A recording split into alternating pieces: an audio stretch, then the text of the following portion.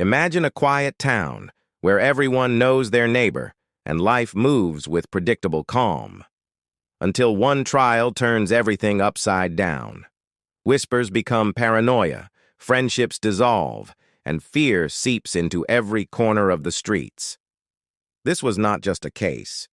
It was a spectacle that consumed an entire community. Welcome to Trial of Shadows, where history's darkest stories come alive. Today, we uncover the trial that drove a whole town to the brink of madness, a story of fear, obsession, and the fragile line between justice and chaos. Make sure to hit that subscribe button and ring the bell so you never miss the tales that history forgot to warn us about. They said it began with a whisper, a rumor carried on the wind through the narrow streets of a town that had once prided itself on civility, on order, on the quiet rhythm of daily life. But as often happens, whispers have a way of taking root in fertile ground, and in this case, the soil was the fear and suspicion that lay beneath the surface of this otherwise ordinary town. What began as a simple accusation would grow into a spectacle so consuming, so relentless, that it would haunt the memory of the town for generations. This was the trial that drove a town insane. At first, the case seemed almost banal, a dispute between neighbors, a theft, a miscommunication that escalated into a formal accusation. But from the very beginning, there was something about it that felt different. Perhaps it was the way the townspeople gathered in hushed circles, their eyes darting toward one another as if every glance carried hidden meaning. Perhaps it was the defendant themselves, an enigmatic figure whose calm demeanor seemed almost to mock the growing tension. Or perhaps it was simply the fact that in this town, secrets never stayed buried. The trial began in the grand, wood-paneled courthouse at the center of town. Outside, the streets were thick with gossip and tension, every passerby a potential witness, every shadow a reminder of unseen eyes. Inside, the atmosphere was colder, heavier, as though the very walls had absorbed the town's mounting anxiety. From the first moment the case was called, the courtroom became a stage for more than just justice. It became a theater for fear, suspicion, and obsession. Witnesses were called one by one. Their testimonies, at first clear and factual, gradually twisted under the weight of interpretation and conjecture. Each statement was dissected, debated, and weaponized, leaving the jury and townspeople alike teetering on the edge of paranoia. Neighbors whispered that one witness's words contradicted another's. Accusations were hurled like knives. Families were torn apart. And yet, amidst the chaos, the town could not look away. What made this trial extraordinary was not merely the crime itself, but the way it illuminated the fragile, often frightening truths about human nature. In the courtroom, every word mattered. Every glance was scrutinized. Every silence became a confession. The town watched as the line between evidence and hysteria blurred until it was impossible to distinguish one from the other. And as the trial wore on, the very fabric of the community began to fray. Outside the courthouse, the world seemed to echo the madness within. Shops closed early, streets emptied, except for those who lingered in the shadows, drawn by morbid curiosity or some darker compulsion.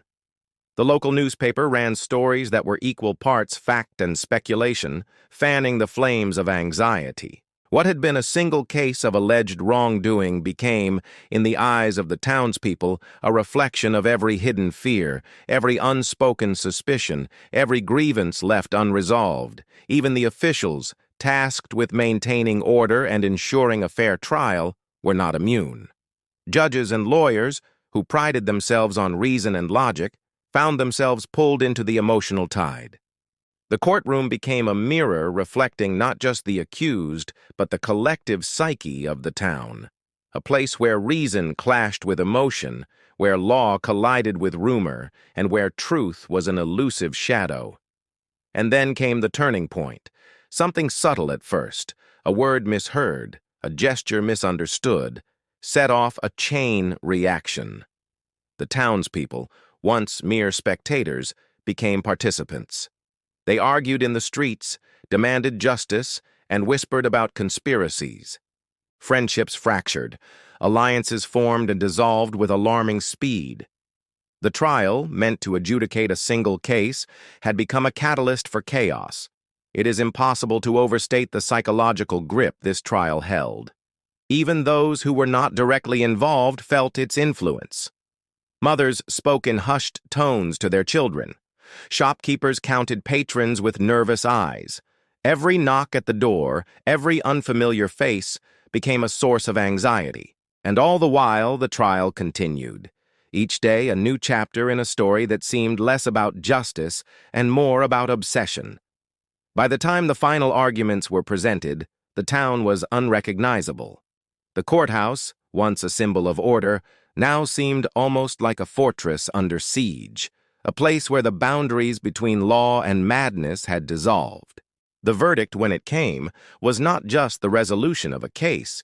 It was the moment when a town collectively exhaled, though no one would ever forget the tension, the fear, the way reality itself had seemed to bend under the weight of human emotion. Historians later looked back at this trial not merely as a legal proceeding, but as a lens into the complexities of societal pressure and the fragility of communal trust. The story became legend, recounted with fascination and horror in equal measure. Scholars debated the motives, the psychology, the social dynamics. But for those who lived through it, there was no need for analysis. They remembered the fear, the whispered accusations, the way neighbors turned on neighbors, and how for a time the town had been consumed by a kind of collective insanity. Perhaps the lesson of this trial lies not in the specifics of the crime or in the final judgment rendered by a weary jury, but in the way it exposed the human condition in its rawest form. Fear, suspicion, and the need for certainty are powerful forces. When concentrated in a small community, they can grow, spiral, and ultimately overwhelm even the most rational minds. The trial that drove a town insane stands as a testament to the delicate balance between order and chaos, between reason and emotion, and between the individual and the collective. In the end, the town recovered, as towns do. Life resumed its patterns, and children played in the streets once more. But the memory of those days lingered like a shadow at the edge of every conversation, a cautionary tale whispered across generations. Every town has its stories of darkness, but few have a story like this, a story where a single trial, a single spark, ignited a fire that consumed an entire community's sense of peace, reason, and trust. And so, when you consider the halls of justice, the role of fear, and the power of rumor, remember this tale.